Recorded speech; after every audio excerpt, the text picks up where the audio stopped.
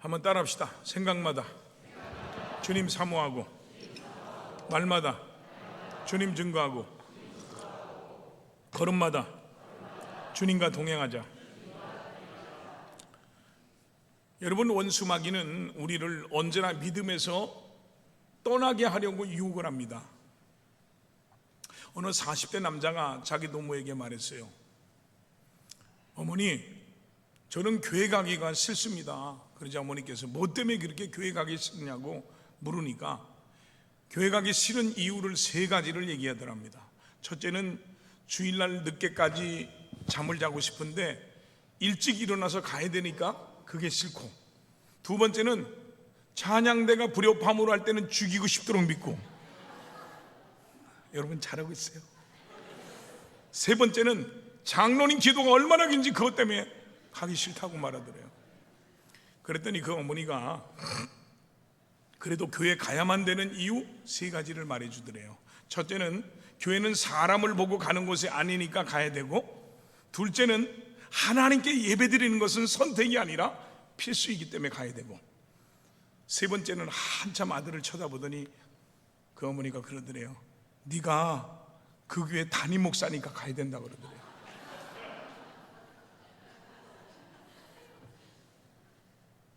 우리말 성경 마태복음 24장 24절에 보면 가짜 그리스도들과 가짜 예언자들이 나타나 놀라운 표적과 기사를 보이면서 가능한 한 선택받은 사람들까지도 현혹할 것이다 라고 했습니다. 우리 주님이 이렇게 말씀하신 것을 보면 마귀란 놈이 잘못된 사람들 마음속에 들어가서 그 사람들을 통해서 성도들을 유혹하고 있는 것임을 알 수가 있습니다. 사전에 보면 이 마귀란 놈에 대해서 이렇게 말합니다. 거짓 송사하는 자, 참소하는 자라고 했고요, 헬라어로 디아폴로스라는 말인데 중상자, 비방자라고 합니다. 그리고 요한계시록 12장 10절에 보니까 우리 형제들을 참소하던 자, 곧 우리 하나님 앞에서 밤낮 참소하던 자가 쫓겨났다고 했습니다. 사도 바울은 데살로니가 교회에 나 바울은 한 번, 2번 너희에게 가고자 했지만 사탄이 우리를 막았다라고 한 것을 보면 이 마귀란 놈은 좋은 일을 방해하고 나쁘게 하는 원흉임을 알 수 있습니다. 사탄은 불의의 신이며 하나님을 거역하는 악령입니다. 죄를 짓게 하고 믿음 생활에서 타락시키는 영물이며 하나님 나라 건설의 파괴자입니다. 마귀는 아담으로부터 예수님에게까지, 그리고 오늘 우리들까지도 계속 유혹하는 것입니다. 오늘은 이 마귀란 놈이 우리들을 어떤 방법으로 유혹을 하는지에 대해서 생각해 보려고 합니다. 여러분, 이 전쟁에서의 승리는 적군의 전략을 사전에 탐지해서 방어하고 또 역습하는 데 있습니다. 우리가 마귀의 유혹을 받아서 넘어지지 않으려면 이 마귀의 유혹과 전략을 먼저 알고 대비를 해야 됩니다. 마귀의 유혹의 방법 중에 시급히 알아야 될 게 뭡니까? 첫째는 이 마귀란 놈은 우리로 하여금, 나와 여러분들로 하여금 하나님을 불순종하게 합니다. 오늘 본문 마태복음 4장 8절로 9절에 마귀가 또 그를 데리고 지극히 높은 산으로 가서 천하만국과 그 영광을 보여 이르되 만일 내게 엎드려 경배하면 이 모든 것을 내게 주리라고 했습니다.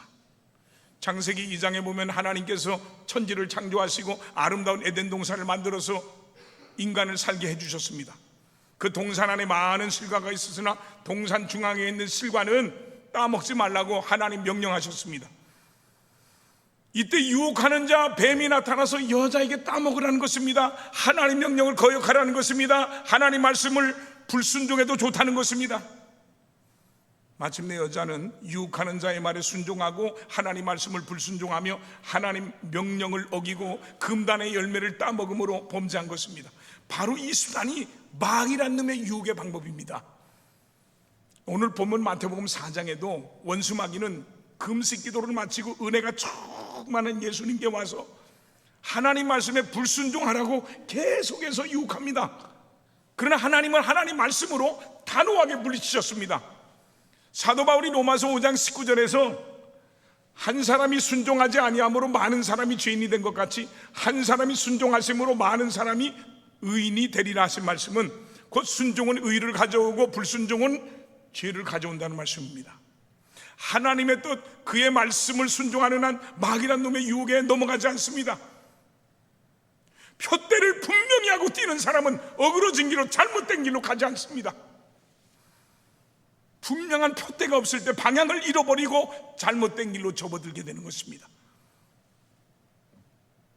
오늘 본문에 보면 예수님은 3번씩이나 유혹을 받지만 흔들리지 않으셨습니다. 하나님 말씀에 순종하는 사람은 뚜렷한 표대를 향하고 있는 사람입니다. 그렇기 때문에 마귀란 놈이 옆에서 유혹을 해도 흔들리지 않습니다. 넘어지지 않습니다. 베드로 사도는 베드로전서 1장 22절에서 너희가 진리를 순종함으로 너희 영혼을 깨끗하게 한다라고 말했습니다. 예수님은 3가지 시험을 받으실 때마다 말씀으로 승리하셨습니다. 하나님 말씀을 순종치 아니한다는 것은 하나님을 거역하는 행위이므로 하나님의 간섭이 없어지는 상태입니다. 하나님의 다스림의 영역에서 벗어나버린 인간이 되므로 자기 마음대로 자행자지하다가 유혹을 받게 되는 것입니다. 여러분, 끈 떨어진 여는 아무렇게나 이리저리 날아다니다가 나뭇가지 걸려서 찢어지고 마는 것입니다. 이 마귀란 놈이 생각하기를 연약하고 둔한 인간이라도 하나님 말씀에 순종하고 있는 한 유혹을 못할 줄 잘 알고 있기 때문에 이 유혹의 손을 뻗치기 전에 하나님 말씀에 불순종하게 만드는 것입니다. 요한복음 15장에 보면 예수님께서 말씀하신 포도나무 비유와 같이 가지가 나무에 붙어 있기만 하면 뿌리로부터 올라오는 진액을 받아서 잎이 피고 꽃이 피고 열매가 맺혀지지만 가지가 원줄기에서 끊어지면 말라버려서 저 아궁이에 들어가 버리고 마는 것입니다. 어느 날 사탄이 부하들을 불러서 성과를 보고하라고 말했어요. 그러자 첫 번째가 말합니다. 저는 그리스도인들이 콜로세움의 사자밥이 되겠습니다. 그러자 사탄이 크게 화를 냈습니다. 그게 어쩌단 말이냐? 죽은 사람 모두가 천국에 가지 않았냐? 두 번째가 말합니다. 저는 선교사들이 담배를 침몰시켜서 모두 죽게 만들었습니다. 역시 사탄이가 또 화를 내며 말합니다. 그건 조금 효과가 있구나. 그러나 그들이 구원받았다는 건 변함이 없지 않느냐? 세 번째가 말했습니다. 저는 오랜 동안 신앙생활을 한 한 성도를 골라서 자녀들이 잘 되게 하고 명예권세를 주고 사업이 잘 풀리게 하고 많은 돈을 벌게 했습니다. 그랬더니 점점 세상에만 관심이 쏠리고 여가 선용에만 관심이 쏠려서 이제는 교회도 잘 나가지 않습니다. 사탄은 세 번째 보고를 듣고는 무릎을 탁 치면서 크게 기뻐하면서 미소를 지었다고 합니다. 우리말 성경 시편 16편 2절에 보니까 내 영혼이 여호와께 고백합니다. 주는 내 주시니 주를 떠나서는 어디에도 내 행복이 없습니다라고 그랬습니다. 시편 73편 25절에 하늘에서는 주 외에 누가 내게 있으리요 땅에서는 주밖에 내가 사모하리가 없나이다라고 했습니다. 여러분, 사탄의 유혹은 내가 하나님을 삶의 우선순위의 자리에 놓지 않을 때 찾아오는 것입니다. 사랑하는 성도 여러분, 마귀란 놈의 유혹을 안 받으려면 하나님 말씀에 순종하십시오. 그리하면 유혹하는 자는 여러분 가까이 오지 못한다는 걸 믿으시기를 주님의 이름으로 축원합니다. 두 번째로 이 마귀란 놈은요, 근시안적인 방법으로 유혹합니다. 오늘 본문 마태복음 4장 1절로 4절 다 같이 합동합니다. 그때 예수께서 성령에게 이끌려 마귀에게 시험을 받으러 광야로 가사 40일을 밤낮으로 금식하신 후에 줄이신지라. 시험하는 자가 예수께 나와서 이르되 내가 만일 하나님의 아들이거든 명하여 이 돌들로 떡덩이가 되게 하라. 예수께서 대답하여 이르시되 기록되었으되 사람이 떡으로만 살 것이 아니요 하나님의 입으로부터 나오는 모든 말씀으로 살 것이라 하였느니라. 자, 마귀는요 비슷함으로 넘어가기 쉬운 방법으로 나와 여러분을 유혹합니다. 예를 들어서 하나님의 색깔은 시고 마귀의 색깔은 검다고 합시다. 이 마귀는 당장 검은 색깔로 유혹하지 아니하고 이 신색깔 비슷한 노란색이나 파란색이나 이런 것으로 접근을 하는 겁니다. 권력을 좋아하는 사람에게는 권력을 가지고 유혹하고, 물질을 좋아하는 사람에게는 물질을 가지고 유혹하고, 운동을 좋아하는 사람은 운동을 가지고 유혹하고, 이성을 좋아하는 사람에게는 이성을 통해 유혹하는 것이 이 마귀란 놈의 유혹하는 방법임을 알아야 됩니다. 이 골프를 너무 좋아하는 장로님이 계셨어요. 근데 주일날 11시에 친구들이 너무 좋은 골프장을 예약을 해놨다는 거예요. 이 장로님이 한번 꼭 가고 싶었던 데인데 못 갔던 골프장인데요, 11시에 주일날 있다는 거예요. 이 장로님이 시험에 빠졌어요. 골프는 가고 싶은데 고민이 됐어요. 교회 가서 예배는 드려야 되겠고 골프장에 갈까 고민하다가 애따 모르겠다고 골프장으로 친구들 따라 가버렸어요. 골프를 장로님이 치는데 하늘 위에서 하나님하고 천사장을 지켜보고 있다가 천사장이, 아니 하나님, 저 장로가 주일날 예배는 안 드리고 골프장에서 골프를 치고 있는데 혼 좀 내주세요 그런 거야. 그런데 그날따라 그 장로님이 골프를 치면 너무 잘 되는 거야. 파파파 보디. 글쎄 파3에서 그냥 딱 쳤는데 홀인원을 해버렸네. 천사장이 그 모습을 보고, 아니 하나님, 저 장로 혼 좀 내주시라니까 홀인원하게 해주시면 어떡해요. 그러자 하나님께서 한마디 하셨어요. 내버려 둬라. 지가 장로가 돼가지고 어디 가서 주일날 홀인원 했다고 자랑하겠니? 오늘 본문에 예수님이 광야에서 시험받을 때도 마귀란 놈은 그런 방법을 동원했습니다. 40일을 금식하셨으니 얼마나 시장하셨겠습니까? 제가 1년에 한두 번씩 봄, 가을로 3일 금식 기도를 꼭 했는데요, 이게 3일째 되면요, 금식해본 분들 아시지만 그때가 가장 배고프고요, 별게 다 생각나요. 기도하다가 산 아래로 한 바퀴 산책을 딱 하러 가다 보면 들판에 심어놓은 벼를 보면 잘 익은 신밥같이 보입니다. 그렇게 좋아하지도 않는 떡이 그렇게 먹고 싶어지고요. 그때 나는 하늘을 쳐다보고, 주님 아직도 부족합니다. 부족한 중에 더 깊은 은혜 안에 살게 하여 주시옵소서 하고 기도한 적이 있어요. 오늘 본문 마태복음 4장 2절에 40일을 밤낮으로 금식하신 후에 줄이신지라 하신 말씀은 주님이 얼마나 배가 고프셨는가를 잘 나타내 주는 말씀입니다. 우리가 이 배고픈 경험을 조금만 해봤다면 이 광야에서 굶주리신 예수님의 형편을 이해할 것입니다. 이때 유혹하는 자는 돌멩이가 똑똑이가 되게 하라고 한 것입니다. 이 배고플 때, 시장할 때 먹는 것보다 더 요긴하게 느껴지는 것은 없을 겁니다. 그러나 우리 주님은 사람이 떡으로만 살 것이 아니요 하나님 입으로 나오는 모든 말씀으로 살 것이라고 하시면서 이 마귀란 놈의 시험을 물리치신 줄 믿습니다. 이 승리는 위대한 승리가 아닐 수가 없습니다. 이것이 바로 원수 마귀가 나와 여러분을 유혹하는 방법임을 알아야 됩니다. 거짓 선지자와 이단자들이 성도들을 유혹하러 올 때 불경책이나 무당책이나 이단책 가지고 오는 게 아니라 성경을 가지고 옵니다. 순진한 성도들은 성경을 가지고 오므로 안심하고 받아들였다가 신앙의 손해를 보고 잘못되는 수가 많습니다. 우리는 이웃도 친구도 잘 살펴보고 사귀어야 됩니다.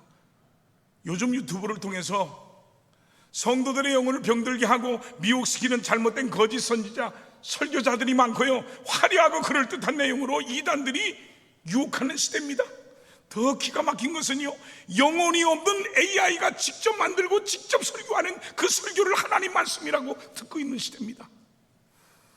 그래서 이 영혼을 기계에게 맡기고 사탄에게 빼앗기는 무서운 시대입니다. 사람들의 영혼을 빼앗기는 기가 막힌 시대입니다.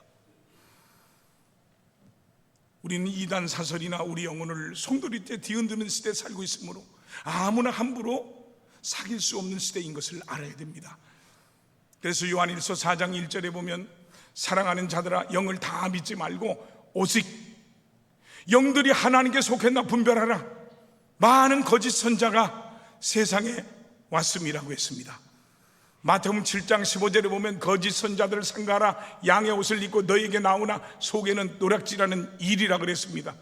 여러분, 우리의 원수 마귀는 그럴듯하게 비슷하게 가면을 쓰고 성도들을 유혹하는 시대임을 알고 목자의 지도를 잘 받아 유혹의 그물에 걸리지 않기를 주님의 이름으로 축원합니다.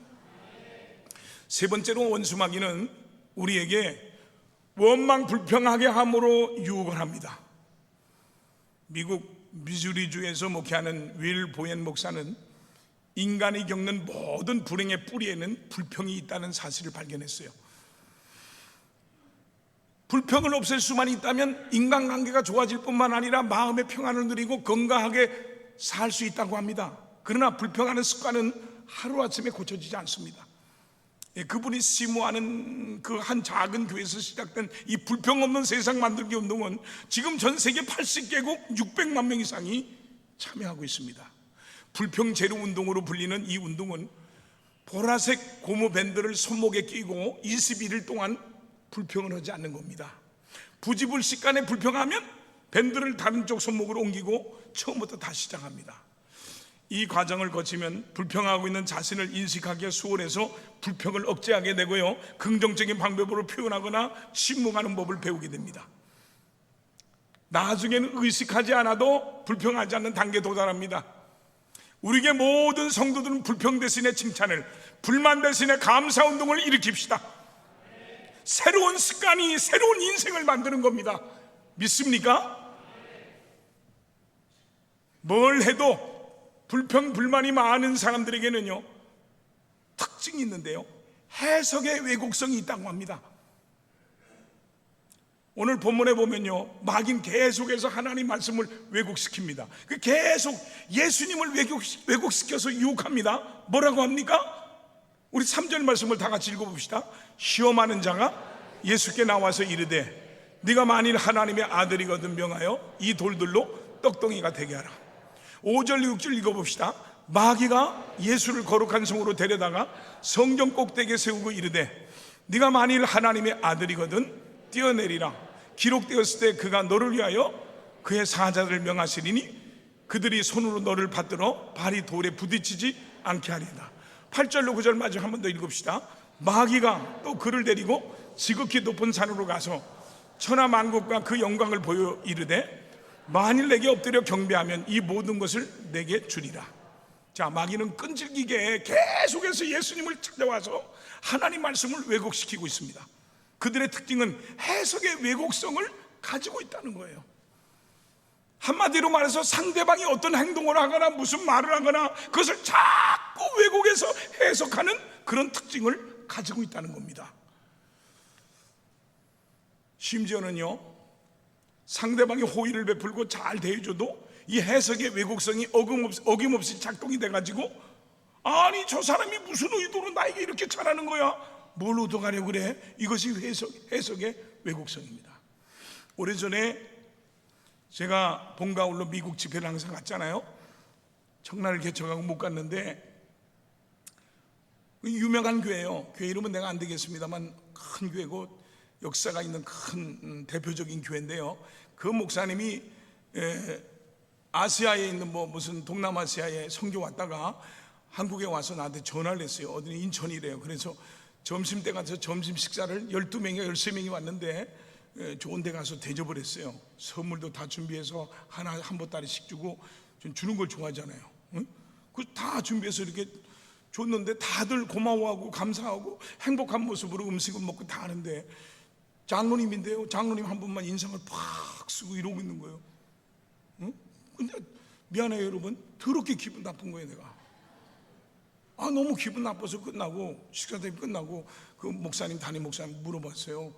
왜 저 장로 식사 대접하는데 이렇게 너무 기분 나쁘다고. 내가 그랬더니 저 장로님 항상 그런데. 응? 해석의 왜곡성이에요.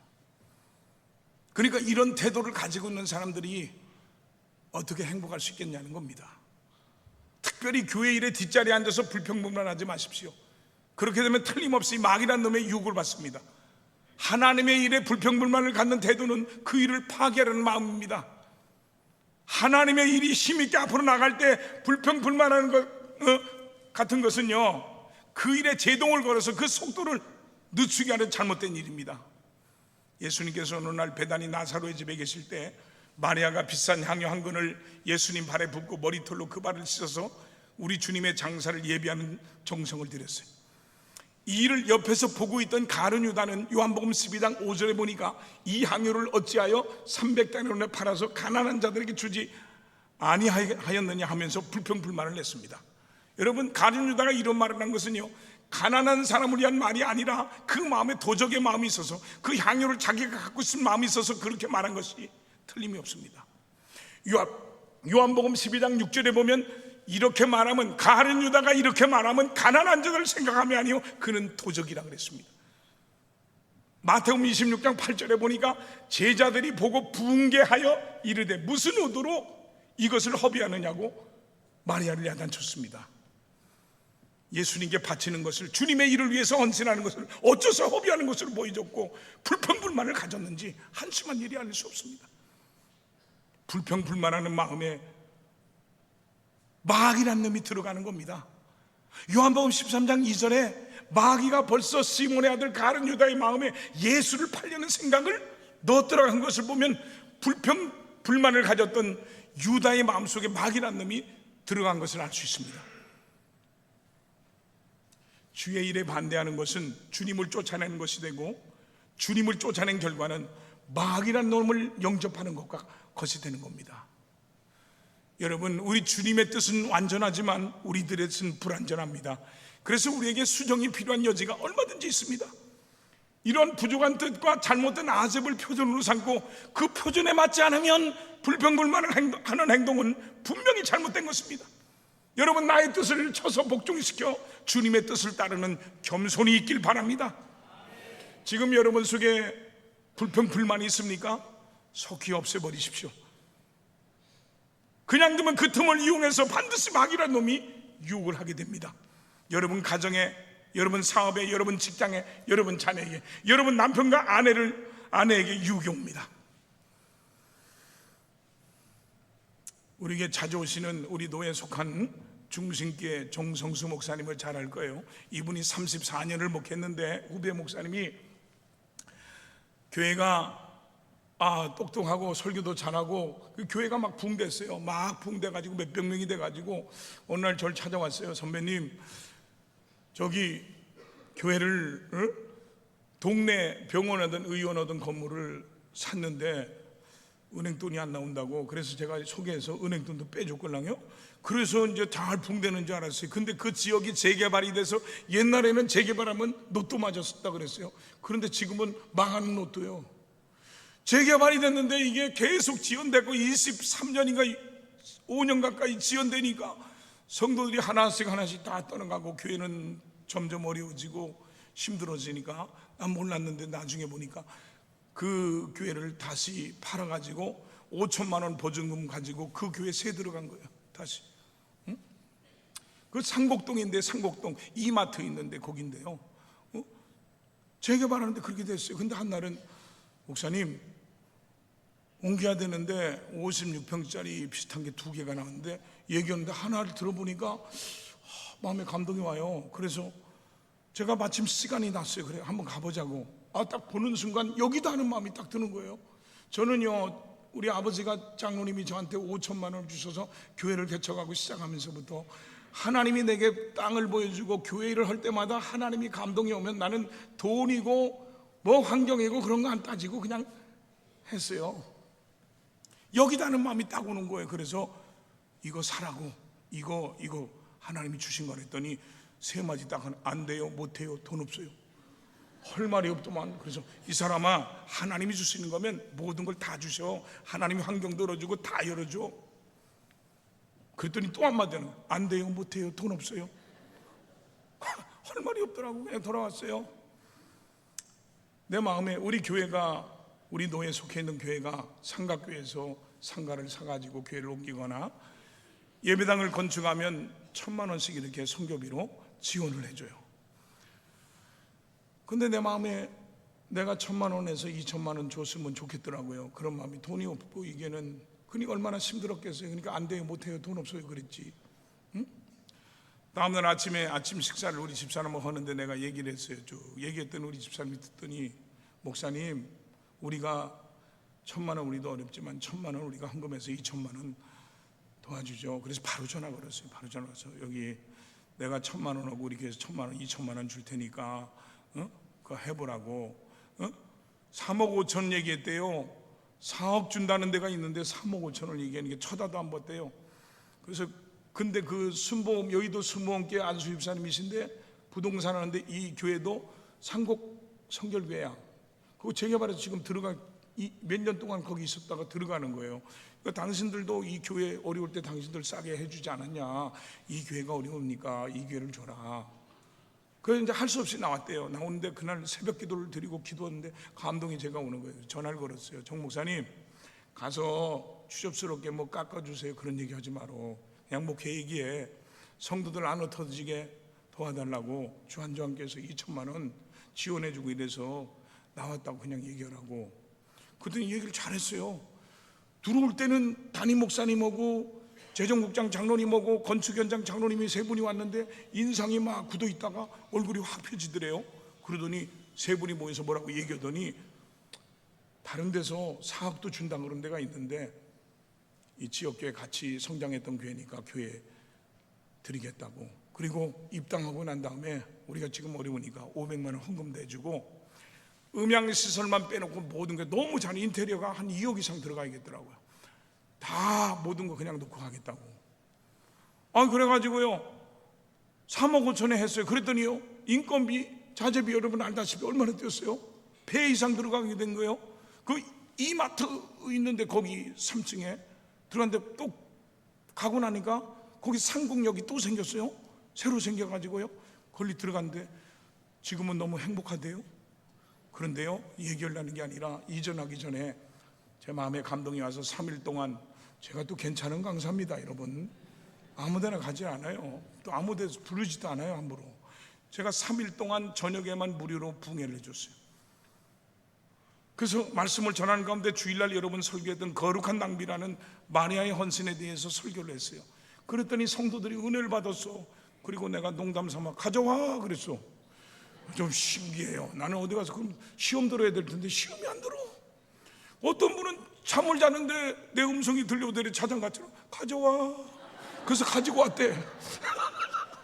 어느 권사님은 드리고 싶어가지고 돈이 없으니까 혼자 연세가 많으시니까 아들이 셋인데 다 연락이 너희들 다 와라. 너 100만 원, 너 100만 원, 너 100만 원. 나 하나님께 헌금을 드려서 이전하는데 해야 되니까 가져와라.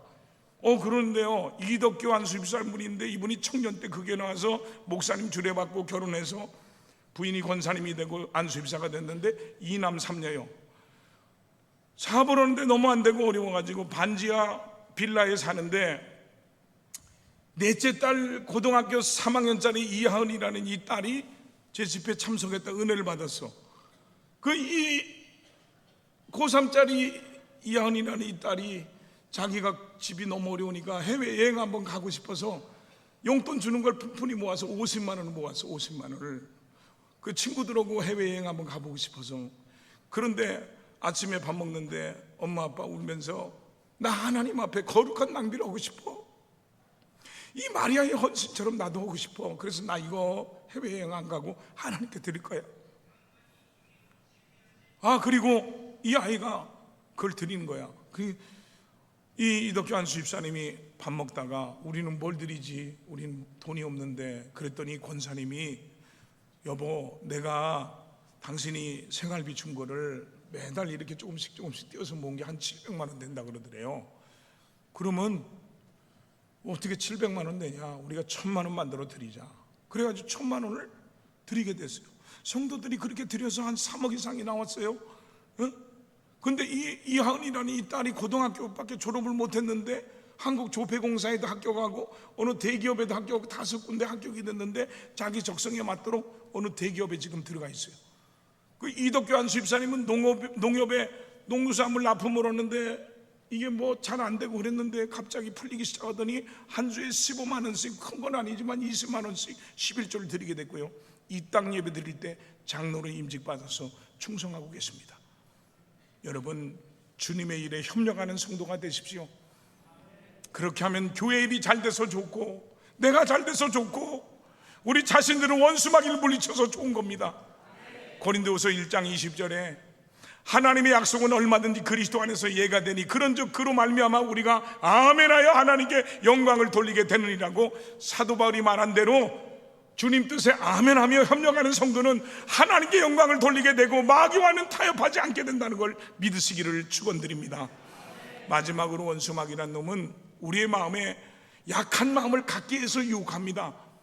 디모데후서 1장 7절에 하나님이 우리에게 주신 것은 두려워하는 마음이 아니요 약한 마음이 아니요 오직 능력과 사랑과 절제하는 마음이라고 했습니다. 한 인디언 노인이 손자에게 삶에 대해서 가르치고 있었어요. 마음속에는 늘 싸움이 일어난단다. 그는 손자에게 말했어요. 너무 끔찍한 싸움이어서 마치 두 마리 늑대가 싸우는 것과도 같단다. 하나는 악마 같은 놈인데 분노, 질투, 슬픔, 후회, 탐욕, 교만, 붕괴, 자기연민, 죄의식, 열등감, 거짓, 허영, 잘난 체하고 자신의 거짓 자아를 나타낸단다. 또 다른 한 놈은 선한 놈이지. 이놈은 기쁨, 평화, 사랑, 희망, 친절, 선의, 고요함, 겸손함, 동정심, 관대함, 진실, 연민, 신뢰를 나타낸다.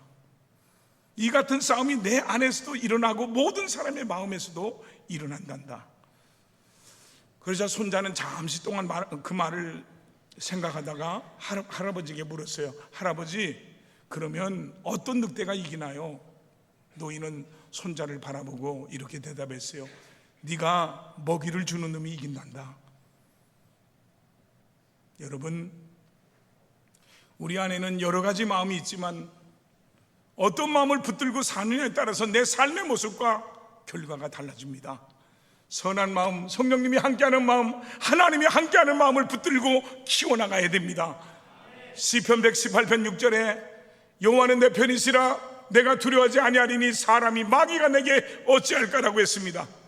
오늘 본문의 사탄 마귀가 예수님을 유혹할 때 끈질기게 다와서 예수님으로 하여금 약한 마음을 갖도록 유도했습니다. 그러나 우리 예수님께서는 모두 말씀으로 마음의 중심을 잡고 물리치셨습니다. 우리가 성령을 충만하게 받으면 신앙생활에 힘이 생기고 마귀라는 놈의 유혹을 받으면 믿음이 약해집니다. 지금 여러분의 상태는 어떻습니까? 성령 충만 받아서 강한 상태입니까? 아니면 마귀라는 놈의 유혹을 받아서 약한 상태입니까? 어느 날 어떤 성도가 프리죽에서 저에게 이런 말을 하는 거예요. 목사님, 하나님이 날 버리셨나 봐요. 그래서 제가 깜짝 놀라서 왜요? 했더니 그 성도의 대답이 괜히 그런 생각이 들어요 그러는 거예요. 여러분, 평범한 말 같지만 이 말 속에는 무서운 원수마귀의 캐계가 들어있음을 알아야 됩니다. 괜히 약한 마음이 생기고 괜히 부정적인 생각이 들어서 하나님이 버린 것 같이 느껴지고 애써 신앙생활해도 소용이 없는 것 같이 생각돼서 마침내 타락하게 되는 것입니다. 또 나 같은 거야, 이 교회에 있으나 말아안지 뭐, 성도가 이렇게 많은데 목사님이 나 같은 사람 얼굴이나 알겠어? 성도가 이렇게 많은데 목사님이 나 같은 사람 기도나 해주겠어? 하는 생각으로 마음이 공연히 약해지는 것은 이 마귀란 놈이 우리를 유혹하려고 마음을 약하게 하려는 작전임을 알아야 됩니다. 그래서 에베소 5장 18절에 오직 성령으로 충만함을 받으라고 했습니다. 로마서 14장 17절에 하나님의 나라는 먹는 것과 마시는 것이 아니요 오직 성령 안에 있는 의와 평강과 희락이라고 했습니다. 지금 마음이 약한 상태에 빠진 성도가 있습니까? 힘을 내십시오. 마귀란 놈이 접근해서 유혹하여 넘어뜨리려고 합니다. 하나님은 모세가 죽은 후에 약해진 여호수아를 향해서 여호수아 1장 9절에 보면 내가 내게 명령한 것이 아니냐 강하고 담대하라 두려워하지 말며 놀라지 말라 네가 어디로 가든지 내 하나님 여호와가 너와 함께 하느니라고 말씀하면서 힘과 용기를 줬습니다. 우리가 지렁이같이 약할지라도 주님이 도와주시면 이가 날카로운 새 타작 기계같이 능력 있게 산들을 쳐서 부서뜨리고 부스러기를 만들 것이요 겨같이 날려보낼 수 있는 힘이 생긴다는 걸 믿으시기 바랍니다. 여러분, 어떤 일이 있어도 신앙은 마음이 약해지면 안 됩니다. 마음이 약해지면 틀림없이 마귀란 놈의 시험을 받게 됩니다. 아무리 내 인생에 어려움이 닥쳐온다 할지라도 약해지면 안 됩니다. 미국 시카고의 찬양 사역자 토마스 돌시 목사님이 있어요. 이 목사님은 찬양 사역자로서 많은 찬양을 지었습니다. 그런데 이 목사님에게 큰 어려움이 다가온 것은 1932년 8월 다른 지역에 가서 부흥회를 인도하러 갔는데 부인이 아이를 낳다 그만 죽고 말았어요. 그런데 또 불행하게도 태어났던 아이마저 며칠이 안 돼 또 죽었어요. 물론 자기 부인도 아이도 천국에 갔으리라고 믿었지만 너무나 큰 충격을 받았어요. 하나님이 살아계시다면 내가 부흥회를 인도하러 간 동안에 우리 아내가 해산하다가 저렇게 세상을 떠나고 내 아이가 세상을 떠날 수 있습니까? 그는 몇 년 동안 깊은 슬럼프에 빠졌어요. 그리고 하나님 앞에 날마다 몸부림치며 기도했습니다. 하나님, 하나님이 살아계시다면 어떻게 내 아내와 내 아이가 저렇게 죽을 수가 있습니까? 눈물로 기도하는데 어느 날 마음속에 주님이 다시 한번 꿈과 희망을 불어넣어 주셨어요.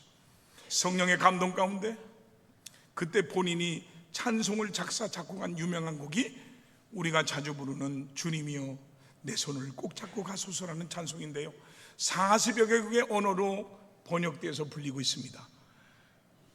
유명한 마틴 루터 킹 목사님이 늘 이 찬송을 즐겨 불렀다고 합니다.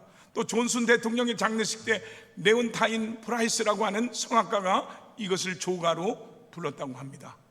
주님이여 이 손을 꼭 잡고 가소서. 약하고 피곤한 이 몸을 폭풍우 흑암 속 해치사 빛으로 손잡고 날 인도하소서. 인생이 힘들고 고난이 겹칠 때 주님이여 날 도와주소서. 외치는 이 소리 귀 기울이사 손잡고 날 인도하소서. 아무리 힘들고 어려워도 주님의 손을 꼭 붙잡고 강하고 담대한 믿음으로 전진 또 전진 또 전진하는 여러분 모두가 되기를 주님의 이름으로 축원합니다. 현대인의 성경 시편 27편 14절에 여호와를 바라보아라, 용기와 믿음을 가지고 여호와를 신뢰하라 그랬습니다. 여러분, 마귀란 놈은 자기 때가 얼마 남지 않았음을 알고 있기 때문에 성도들을 유혹하는 도수가 강해졌습니다. 그러므로 마귀의 유혹을 이기기 위해서는 매정하고 단호한 결단이 필요할 때입니다. 마귀는 오는 사자와 같이 입을 쫙 벌린 채 산길차를 찾아다닙니다. 그래서 이 마지막 때를 살아가는 우리들에게 시험에 들지 않게 깨어있어 기도하라고 하신 주님의 권고에 귀를 기울여야 됩니다. 영적으로 깨어있지 않으면 우리는 마귀의 공격을 깨닫지도 못한 채 당할 수 있습니다. 마귀는 은밀하게 공격하기 때문입니다. 왜 깨어있으라고 말씀하십니까? 사탄이 은밀하게 공격하기 때문입니다. 왜 항상 끊임없이 기도하라고 하십니까? 사탄이 끊임없이 공격해오기 때문입니다. 왜 쉬지 않고 기도하라고 하십니까? 마귀가 쉬지 않고 우리를 공격해오기 때문입니다. 여러분 앞에 다가오는 마귀의 유혹을 말씀으로 기도로 물리치시고 승리하는 여러분들이 다 되시기를 주님의 이름으로 축원합니다.